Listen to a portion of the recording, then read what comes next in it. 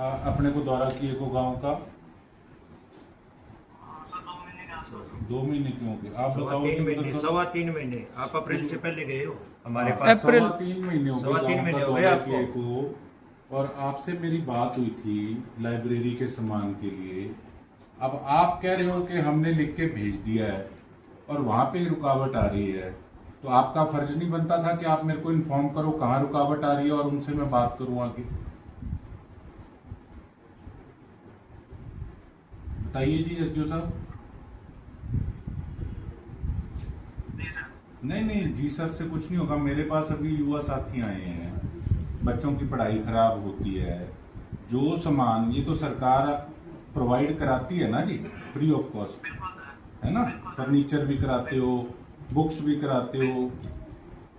तो आप लोग जब आपको जनप्रतिनिधि गांव में जाके लोगों के आगे कह रहा है कि आप ये डिमांड भेज के इनको सामान दिला दो, 3.25 महीने हो गए, आपने उस पर कोई जवाब देना भी जरूरी नहीं समझा।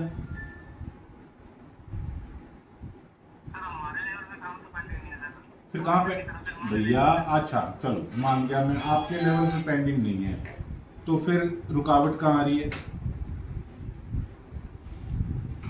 बताओ। नहीं मान गया गवर्नमेंट ने देना सामान, आपने लेटर भेज दिया, तो आगे क्या दिक्कत आ रही है।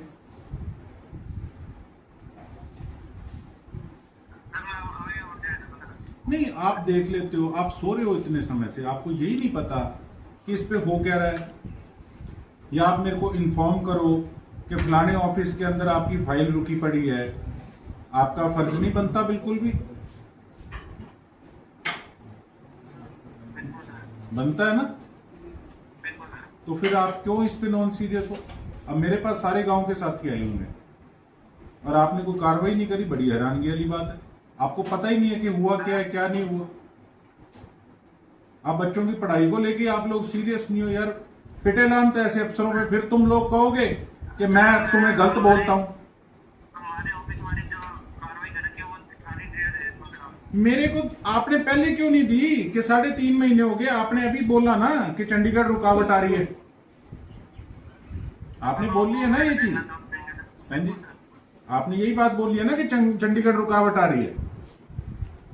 तो आप कम से कम मेरे को इन्फॉर्म तो करो कि कहाँ रुकावट आ रही है। आपने तो कागज भेज के और आप लोग सो गए कि ठीक है भाड़ में जाए काम लोगों का, आए सामान बेशक ना आए। ये कोई बात थोड़ी है एसडीओ साहब। अब आप बताइए इस पे क्या करेंगे आप।